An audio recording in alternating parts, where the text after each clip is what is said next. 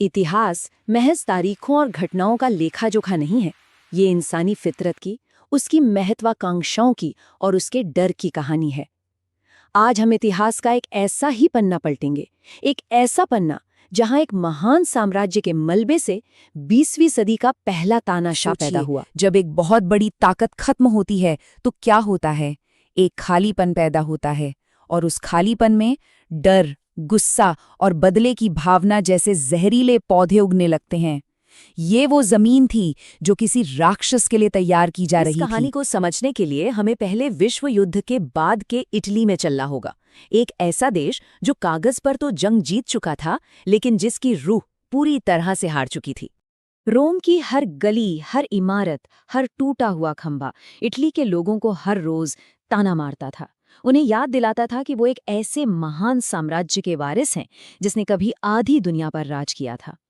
पर आज वो खुद को दुनिया की नजरों में कमजोर और हारा हुआ महसूस कर रहे थे। ये एक ऐसा जख्म था जो वक्त के साथ भर नहीं बल्कि और गहरा होता जा रहा था। इस जीत को अपंग जीत का नाम दिया गया। मतलब एक ऐसी जीत जिसमें शरीर तो सलामत था पर आत्मा मर चुकी थी।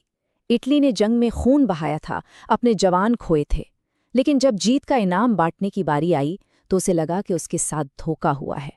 और इस धोखे की आग ने एक ऐसी भूख पैदा की जिसे मिटाने के लिए देश सच नहीं बल्कि बदला चाहता था। उसे एक मजबूत नेता की तलाश थी। और इसी भूख, इसी गुस्से को एक आवाज देने के लिए एक आदमी सामने आया।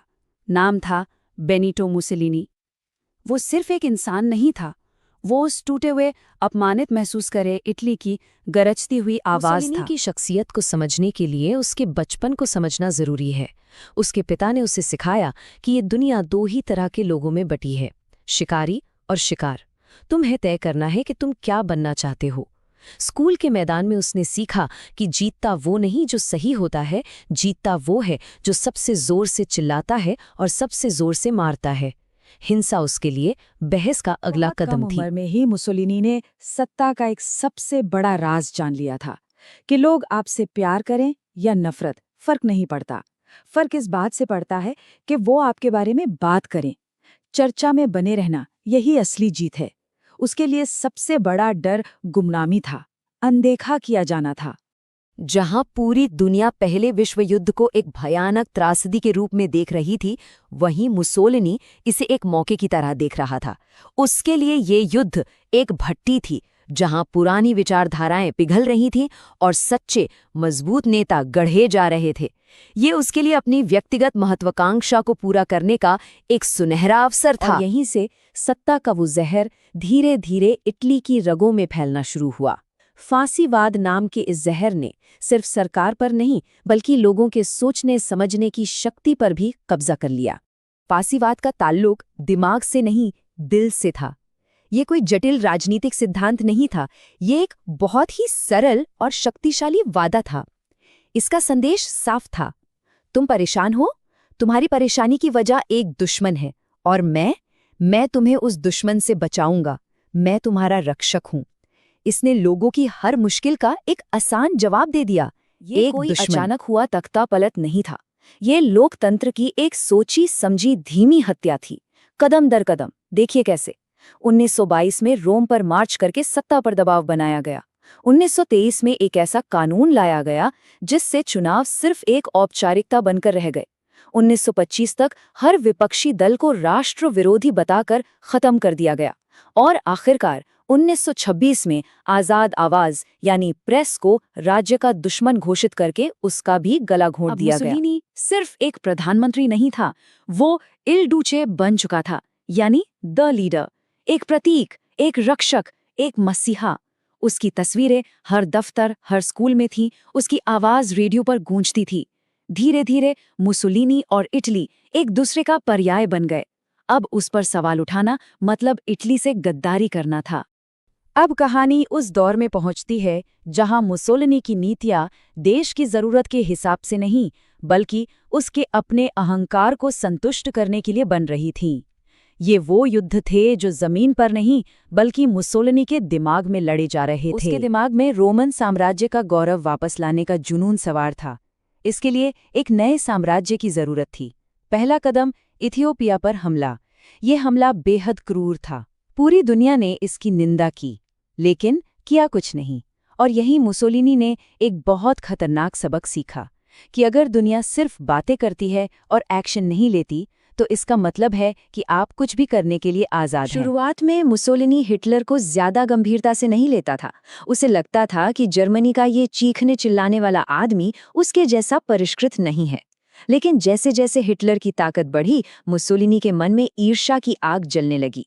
अपनी जिंदगी में पहली बार उसे किसी और से अपनी तुलना बर्दाश्त नहीं हो रही थी। यही असुरक्षा उसे हिटलर के और करीब ले गई। इस दौरान इटली के लोगों को एक अलग ही कहानी सुनाई जा रही थी। रेडियो, अखबारों, पोस्टरों, हर तरफ एक ही संदेश था। हम जीत रहे हैं, हम हर मोर्चे पर जीत रहे हैं। एक ऐसी सुनहरी दुनिया का भ्रम पैदा किया गया जहां इटली की सेना अजेय थी और उसका नेता कभी गलती नहीं कर सकता था। लेकिन इस सुनहरे पर्दे के पीछे की हकीकत बहुत अंधेरी और डरावनी थी। उत्तरी अफ्रीका में सेना हार चुकी थी। ग्रीस में उसे एक विनाशकारी हार का सामना करना पड़ा था। सैनिकों के पास लड़ने के लिए सही हथियार तक नहीं थे, सर्दियों में पहनने के लिए गर्म कपड़े तक नहीं थे, और सबसे बड़ी बात, अब सैनिकों में मुसोलिनी की व्यक्तिगत महत्वाकांक्षाओं के लिए मरने का कोई जज्बा नहीं बचा था। इल डूचे का जादू अब टूट रहा था। वो अंत आया जो इतिहास में हर तानाशाह के नसीब में लिखा होता है, एक ऐसा पतन जो उतना ही नाटकीय और तेज था जितना उसका उदय। जंग के मैदान पर मिलती हार ने मुसोलिनी के दिमाग के अंदर के किले को भी ध्वस्त कर दिया था। जो इंसान कभी लाखों की भीड़ को अपनी उंगलियों पर नचाता था, अब वो अपने ही डर का गुलाम बन चुका था।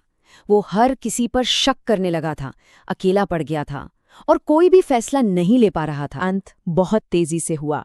जुलाई 1943 में उसी की बनाई फांसीवादी काउंसिल ने उसके खिलाफ वोट कर दिया। उसी दिन राजा के हुक्म पर उसे गिरफ्तार कर लिया गया। बाद में हिटलर ने उसे छुड़ाया जरूर, लेकिन तब वो इल डूचे नहीं बल्कि सिर्फ एक कठपुतली बनकर रह गया था। और आखिरकार अप्रैल 1945 में जब वो भागने की कोशिश कर रहा था, उसे पकड़कर मार दिया गया। और अंत में इतिहास ने अपनी सबसे क्रूर सच्चाई दिखाई। जिस भीड़ ने कभी उसे अपने कंधों पर बिठाकर सत्ता के शिखर तक पहुंचाया था, वही भीड़ मिलान के एक चौक पर उसके मृत शरीर का अपमान कर रही थी। जिन लोगों ने कभी इल डूचे के नारे लगाए थे, आज वो उस पर थूक रहे थे। सत्ता का चक्र पूरा हो चुका था। मैं ही राज्य हूं। ये हर तानाशाह का आखिरी और सबसे खतरनाक भ्रम होता है। ये सोच कि वो और उसका देश एक ही हैं। ये विश्वास कि उसकी मर्जी ही राष्ट्र की मर्जी है, और इसी भ्रम की वजह से वो अपने ही देश को तबाही के रास्ते पर ले जाता है। जब एक तानाशाह का पतन होता है, तो वो देश जिसे वो अपनी पहचान बताता था, वो उसे पहचानने से भी इनकार कर देता है। वो सिर्फ एक इंसान नहीं रहता, वो इतिहास में दर्ज एक चेतावनी बन जाता है। एक चेतावनी इस बात की कि जब कोई एक इंसान खुद को राष्ट्र से बड़ा समझने लगता है, तो अंत में दोनों का पतन निश्चित होता है। मुसोलिनी की कहानी खत्म होती है, लेकिन एक सवाल छोड़ जाती है। हम ये क्यों भूल जाते हैं कि जो नेता बाहर से सबसे ज्यादा मजबूत दिखते हैं, वो अक्सर अंदर से उतने ही नाजुक और असुरक्षित होते हैं। शायद ताकत का ये सारा प्रदर्शन उस डर और असुरक्षा को छिपाने के लिए पहना गया एक मुखौटा ही होता है। और इतिहास गवाह है, जो मुखौटे सबसे मजबूत दिखते हैं, वो ही सबसे पहले टूटते हैं।